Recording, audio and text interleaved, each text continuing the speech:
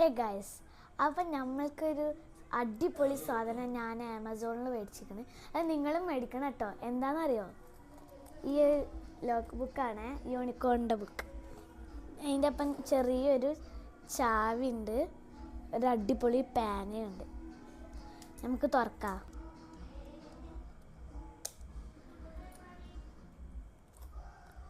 നമ്മൾ തുറന്നു.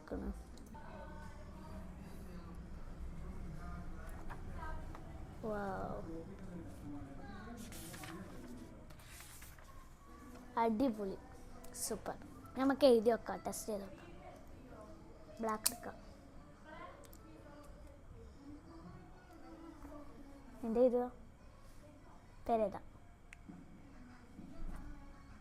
എഴുതിത്തരാം.